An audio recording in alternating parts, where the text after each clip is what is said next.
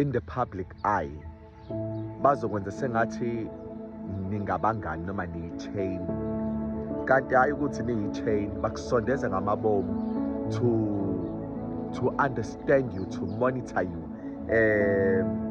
to disarm you, ukuze ungabi namandla kubona, ungabakhubi. Ngeke ube bukhali okudlula iy'nyoka. Iy'nyoka zibukhali ngendlela ukuthi ziqala ukuzwa olimini lakho usaqala inkulumo yakho, which is why noJesu ethi nihlakaniphe okwezinyoka kodwa nibe mndeni wamajuba. It's because inyoka njengoba izwana nawe iyakwazi ukuhleka yenze sengathi yonke into i-right, but kube lula futhi nokubetraya nokukhuluma kabi ngawe kubanye abantu.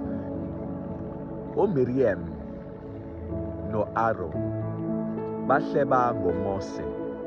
Uma uMiriam no-Aaron ehleba ngoMose, uNkulunkulu akazange ajabule. The reason why engajabulanga ingoba phela uMose umalusi wakhe. Njengoba emkhethile uNkulunkulu ukuthi uMose abe umalusi, that means he represents a bigger picture. uNkulunkulu ukuhleba kakufuni, nezwi lithi ungafakazi amanga ngomakhelwane wakho. Lokhu ku-accurate and angenza ngiphutha, ngoba ngale nkathi uhleba usuke ukhuluma izinto ezingekho. Ukuba bezikhona lo muntu ohleba ngaye ongakwazi ukukhuluma ngaye ekhona, ungabi nakho ukwesaba. But for the fact ukuthi akekho, that means ayikho leyo nto leyo, because nasenkantolo uma uyobopha umuntu there has to be evidence ukuze kubonakala ukuthi akuyona into esusela ekhanda. Ngifisa nje ukukhuluma nje ngezinto ezisobala. Aboma uhleba noma kade umuhle abantu baqhela kwena, awubusathandeka ngoba manje ukuhleba i-character kaSathane. Ingakho iBhayibheli lithi singahlebani, kodwa kuhle ukukhuluma iqiniso omunye komunye ngoba singamalunga komunye nakomunye.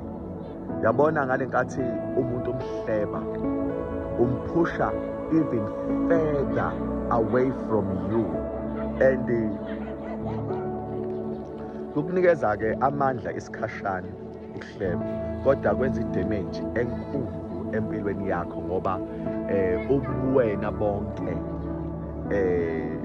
buba nokungcola. Mina ke I've seen my fair share of men and women bewiswa inhlebo, and ngabona ukuthi ukuba nami lokhu ngiyak-adoptha ngabe ngibona isithunzi sikaNkulunkulu nokumina bala noma sebengihleba ngangithi mina no, okusalayo nginento engenayo engeke nakwazi ukuniphuca yona. I am not one like you. Well-ke abantu uma udirect, I'm always direct. Mengikhuluma into ngiyakutshela nje angiyile nale. So abantu abanjengami abathandeki. But ngifisa ukucacisa lokhu ukuthi it's better ukuthi ube direct nokuthi umhlebe. Ngale nkathi umuntu engaqondi usuke ngakokhuluma nawe lo muntu, and akumele futhi uyixake. Uma esakuhleba usuke ngakokhuluma nawe lo muntu, that means uyakusaba. Kodwa umuntu uma ekwazi ukuqonda ekhuluma nawe, lo muntu ke hayi akakusabi ngoba phela uyakutshena ebusweni, futhi nawe futhi ayikho into ozoyisho ngoba ukutshenile ukuthi the reason why ngingakunameli noma ngingasondeli kuwena ngoba angikuthembi ngoba wena ukhuluma izinto ezukuthi ngami kubantu osibanibani nosibanibani bangitshela sibanibani nosibanibani uthini lo ngami uthi 1 2 3. Abona ke lo muntu lo yakakusaba uyakuqonda qho. Kodwa ke uma naye ezoqhubeka athi player lo muntu kuhleba, that means uyasatshwa, that means unesin.